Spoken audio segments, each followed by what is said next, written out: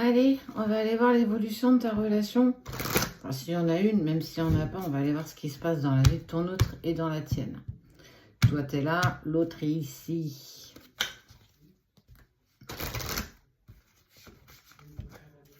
T'es parti? J'espère que tu vas bien. Bon, il y a eu du mensonge, il y a quelqu'un qui n'a pas dit la vérité, c'est pas bien. J'ai mis une vidéo pour parler des erreurs que le chaser commet dans le parcours. J'espère que tu l'as vu. Si tu ne l'as pas vu, je t'invite à aller la chercher et la regarder. Même l'enregistrer, parce que pour le coup, elle est toujours intéressante à revoir de temps en temps. Ok. Ben, il y a eu clairement, à la fin de cette séparation, d'un côté ou de l'autre, peut-être plus ton autre, qui t'a dit qu'il voulait juste être ami avec toi et qu'il n'avait pas de sentiments amoureux. Ben, j'ai envie de te dire que c'est un menteur ou une menteuse. En tout cas, il n'a pas été sincère par rapport à ça. C'est pas du tout ce qu'il veut. En fait, ce qu'il veut pas, c'est que tu sortes de sa vie. Ça, c'est autre chose. Ce qu'il faut entendre, c'est quelqu'un avec qui tu as été. Il y a eu séparation. Peu importe le lien d'ailleurs. Il te garde dans ses amis. Il est toujours en contact avec toi. Moi, si j'ai fini une relation et que j'ai pas d'enfant en commun, en tout cas, j'ai plus rien à partager avec cette personne, je la next. Je la sors de ma vie. Toi, on voit bien que, bah, quelque part, il t'a pas lâché, en fait. Il est toujours avec toi, il est toujours présent. Toujours présent. Mais tu peux, on parle de l'union, je vais la cacher. Mais tu peux aussi très bien traverser cette séparation sans être en contact avec ton autre. Je te le disais dans l'autre vidéo d'avant, c'est plus difficile de traverser et de travailler pour soi quand on est en contact avec l'autre. Message, contact physique, même s'il ne se passe plus rien, pour avancer pour soi. Je trouve ça plus facile d'avancer quand on n'est plus en contact, quand on ne s'envoie plus de messages, quand on ne se suit plus sur les réseaux, parce qu'on est focus sur soi. Et c'est compliqué, clairement, d'avancer sur ton parcours quand tu sais que tu as toujours des nouvelles de l'autre, contact avec l'autre. En fait, tu es toujours en train de te poser mille et une questions. Et donc, en fait, on n'est pas vraiment à 4000% pour le travail pour soi. Parce que toi, on voit que tu as envie de l'union. Hein, tu as envie de plus que ce que lui peut clairement te proposer, te présenter, ou même ne serait-ce te dire. Il y a de la jalousie, il y a... Ça, c'est pareil. La jalousie, elle n'a rien à faire dans la relation.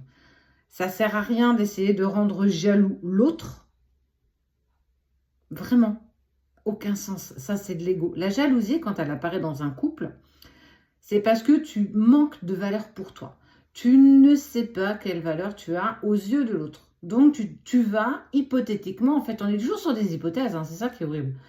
Tu vas hypothétiquement dire, ah bah de toute façon, il va trouver mieux. Il va me tromper. Mais pourquoi il te tromperait? Pourquoi? Si il t'aime toi, pourquoi il irait voir ailleurs? Si tu acceptes ta valeur, pourquoi il ne verrait pas la valeur que tu as? Donc, la jalousie, c'est parce que tu manques de confiance en toi. C'est parce que tu manques de considération pour toi. Et tant bien que ça arrive... C'est l'autre qui n'a pas compris la valeur que tu avais. Tu mérites mieux que ça. Tu mérites quelqu'un qui te respecte, quelqu'un qui ne te trompe pas, ne serait-ce par les pensées déjà. Ça, c'est une chose.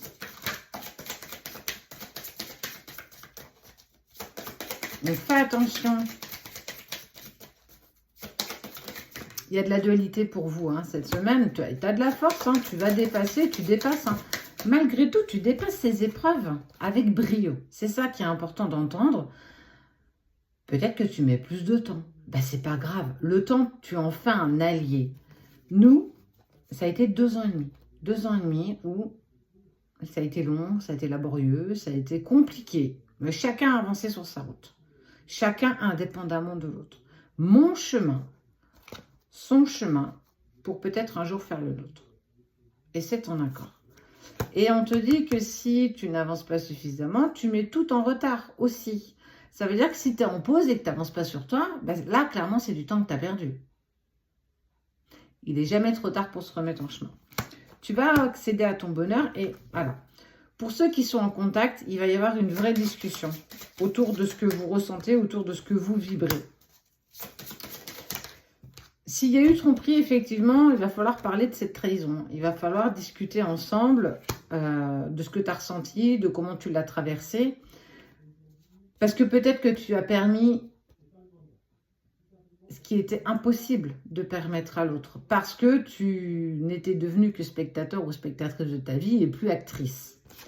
En tout cas, il y a eu effectivement la séparation et vous avez vécu ça comme un échec. Mais ce n'est pas parce qu'aujourd'hui c'est un échec que demain ça en sera encore un nouveau. Mais effectivement, on voit que le passé, vos passés, votre passé, continue encore de vous éloigner l'un de l'autre. Parce qu'il y a encore des choses à régler. Il faut vraiment que tu essaies d'acter un petit peu tout ce que tu mets en place. Acte le changement, ne serait-ce avant tout que pour toi. Pour que tu sois plus en accord avec ce que tu vis tous les jours. Pour plus subir cette tristesse profonde, cet échec profond. Parce que c'en est pas un, c'est pas véritablement un échec. C'est une opportunité que t'offre l'univers, le divin, peu importe en qui tu crois, d'être une meilleure version de toi-même. Tu as cette capacité de te dépasser et de dépasser ton passé, ta famille, ce qui s'est passé, ce qui a fait de toi ce que tu es aujourd'hui, ce que tu es aujourd'hui. Mais ton passé n'est pas une excuse de ne pas avancer pour toi dans cette vie-là. Et en fait, ton autre, il est vraiment en train de te le mettre en lumière là en ce moment. Alors, t'en prends pas à lui, hein, parce que c'est pas de sa faute, ça fait partie de votre chemin, de votre vie.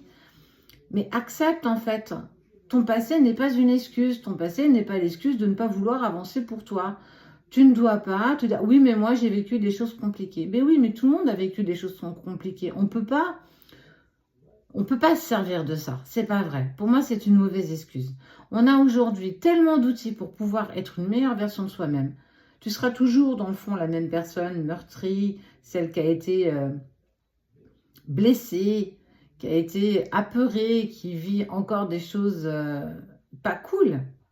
Mais plus tu vas gagner en estime de toi, en confiance en toi, plus en fait, tu seras dans l'acceptation de ce que tu vas vivre. Tu n'es pas l'excuse d'un passé. Parce que le changement, il est véritable et il est là pour faire au bout, quoi, ta famille. Regarde, ça ressemble à une maison avec des enfants, c'est toi et ton autre. Accepte ton passé. Pardonne ce qui doit être pardonné. Non pas pour les autres, mais pour toi. Pour être en accord avec ce qui s'est passé. Les autres ont commis des erreurs, bah soit. L'important aujourd'hui, c'est de ne pas les recommettre. C'est pour ça qu'on a inventé la gomme au bout du crayon bois. C'est pour te dire, regarde, tu t'es trompé, tu as le droit de recommencer. Mais, s'il te plaît, ne prends pas ton passé comme une excuse. Tu es capable, à ta hauteur, de dépasser tes peurs, tes blocages et tes blessures profondes. Tout le monde en est capable. Tout le monde a cette faculté de pouvoir y parvenir. Et on voit qu'effectivement, cette semaine, ton autre va encore plus se mettre en travail, encore plus te mettre dans tes doutes, dans tes peurs, parce que tu dois traverser ça, parce que tu es capable de traverser cette dualité.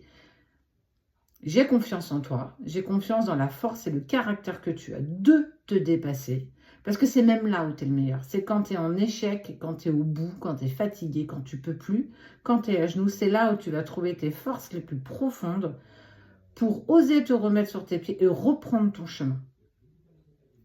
Personne prendra tes chaussures, personne parcourra ton chemin. Pas moi, pas ton autre, pas ta famille, pas tes amis, juste toi. Si tu acceptes ce chemin, le bonheur est au bout de tout ça. Ton bonheur à toi, ton équilibre et aussi tout l'amour que tu vas te porter.